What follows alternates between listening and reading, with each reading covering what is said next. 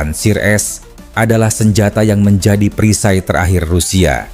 Dirancang bukan untuk menakuti, tapi untuk memastikan bahwa tidak ada ancaman yang bisa menembus langitnya.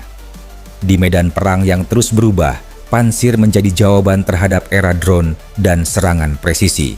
Satu sistem kecil, tapi berperan besar dalam menjaga keamanan udara Rusia.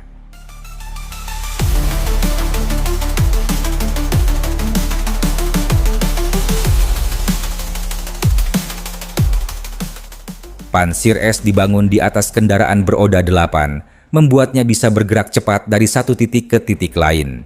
Di atasnya terdapat 2 meriam otomatis dan selusin rudal yang siap diluncurkan kapan saja. Tugasnya sederhana, melindungi objek penting dari serangan udara. Mulai dari pangkalan militer, sistem rudal S-400 hingga konvoi pasukan. Ketika ancaman datang tiba-tiba, Pansirlah yang menjadi garis pertahanan terakhir sebelum segalanya hancur.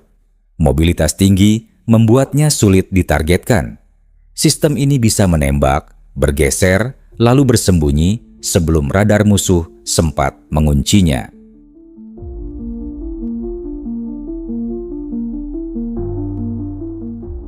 Rahasia kekuatan Pansir ada di kombinasi senjatanya. Rudal untuk jarak jauh, meriam untuk jarak dekat. Rudalnya mampu menghantam target sejauh 20 km, sementara 2 meriam kaliber 30 mm-nya sanggup menghancurkan apapun di radius hingga 4 km. Keduanya dikendalikan komputer penembak otomatis yang bekerja tanpa henti. Dalam situasi darurat, operator hanya butuh beberapa detik untuk menembak target yang melintas di layar radar. Pansir bisa melacak hingga 20 sasaran dan menembak 4 di antaranya sekaligus, kecepatan yang jarang bisa ditandingi sistem sekelasnya.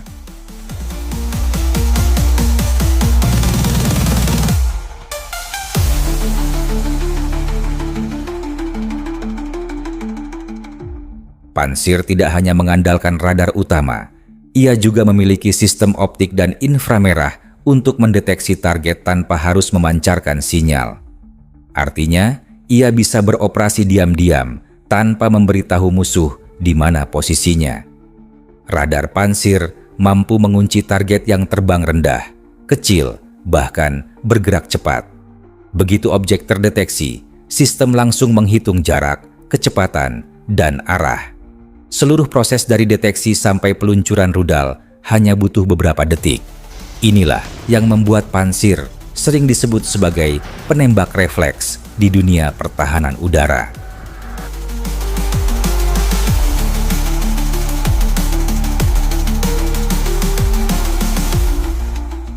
Pansir bukan hanya tampil di pameran militer, ia sudah banyak diuji di medan perang, dari Suriah sampai Ukraina. Di Suriah, sistem ini menjadi tameng utama melawan serangan drone dan rudal yang datang silih berganti. Beberapa rekaman memperlihatkan Pansir menembak jatuh puluhan drone dalam satu malam. Namun, tidak semua berjalan sempurna.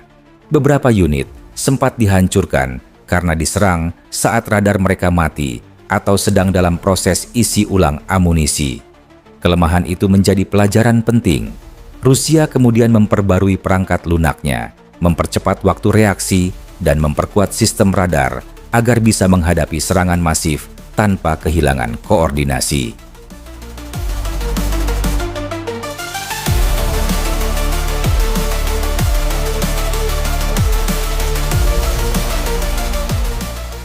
Setelah pengalaman di lapangan, Rusia meluncurkan versi terbaru, Pansir SM.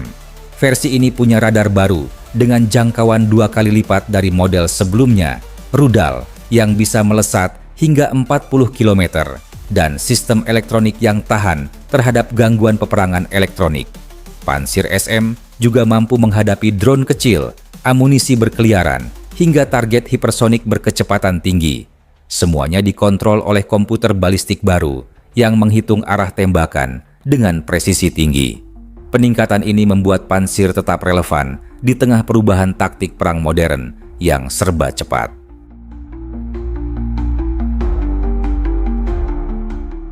Dalam doktrin militer Rusia, pertahanan udara tidak berdiri sendiri.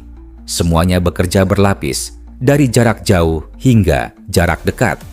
S-400 menjaga ketinggian tinggi dan jarak jauh. S-300 menjaga lapisan menengah. Dan Pantsir, ia adalah penjaga terdepan yang akan menghantam apapun yang berhasil lolos dari dua lapisan di atasnya. Sederhananya, jika rudal atau drone berhasil menembus radar besar, Pantsirlah yang jadi peluru terakhir Rusia untuk mempertahankan langitnya.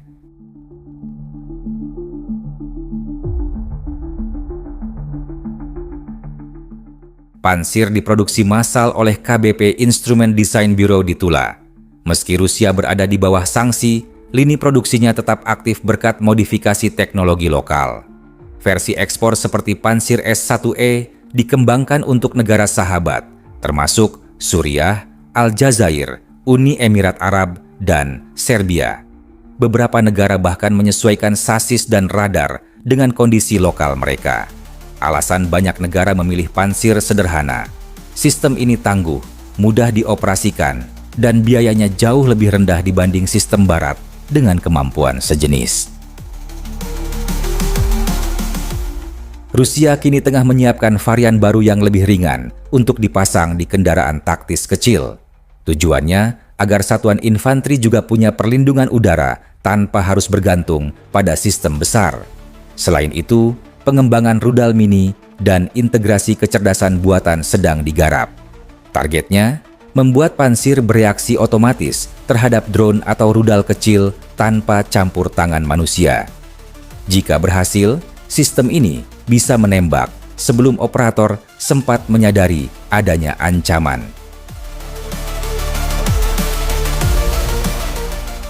Pantsir S bukan senjata paling besar, tapi dialah penjaga paling cepat dan paling gesit di sistem pertahanan Rusia.